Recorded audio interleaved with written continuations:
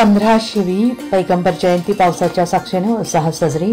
इस्लाम धर्माचे प्रेषित हजरत मोहम्मद पैगंबर यांची जयंती अर्थात ईद ए मिलादचा सण शुक्रवारी शहरात उत्साहात साजरा करण्यात आला। प्रारंभी चौक मंडई येथून दुपारी 3:30 वाजता फतेहा पठण करून मिरवणुकीस सुरुवात झाली। यावेळी देशाच्या सुखसमृद्धी, एकात्मता आणि मानव कल्याणासाठी फतेहा पठणादरम्यान प्रार्थना करण्यात आली। यावेळी पोलीस आयुक्त संदीप कर्णिक, पोलीस उपायुक्त किरण कुमार चौहान, भद्रकालीचे वरिष्ठ पोलीस निरीक्षक राकेश चौधरी, माजी महापौर प्रथमेश किती, माजी नगरसेवक शाहू खैरे, अशोक पंजाबी, काँग्रेस शहर अध्यक्ष आकाश छाजेड, माजी नगरसेवक हेमलता पाटील, सुफीजीन, गुलजार कोकणी आदींनी शुभेच्छा दिल्या।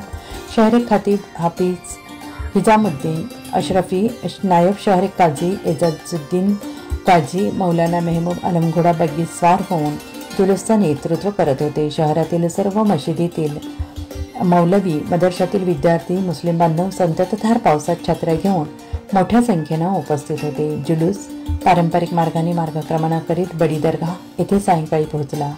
वडाळा येथे वरील JMCT कॉलेज परिसर, मिल्लत नगर, चिस्तिया कॉलनी तसेच अशोका मार्ग, खोडे नगर, रेहमान नगर, पखाल रोड, हिरवे नगर, आयेशा मस्जिद परिसरातील मुस्लिम बांधव दरवर्षी चौक मंडई येथून जुलूसमध्ये सामील होतात। मात्र यंदा या सर्व परिसरातून मुस्लिम बांधवांनी दुपारी वडाळा चौकात एकत्र येऊन परिसरातील पायी चालत जुन्या नाशिकातील मुख्य जुलूसमध्ये सामील झाल्याने वडाळा चौकापासून पूर्ण वडाळा रस्त्यावर तसेच पुढे भारतनगर, सह्याद्री रुग्णालय परिसर ते वडाळा नाक्यापर्यंत येत असताना मोठ्या प्रमाणावर वाघ्यांची गर्दी झाली। तसेच दुतर्फा वाहतूक बंद करून एकतर्फी वाहतूक करण्यात आली होती। NCN न्यूजसाठी रोहनदानी, नाशिक।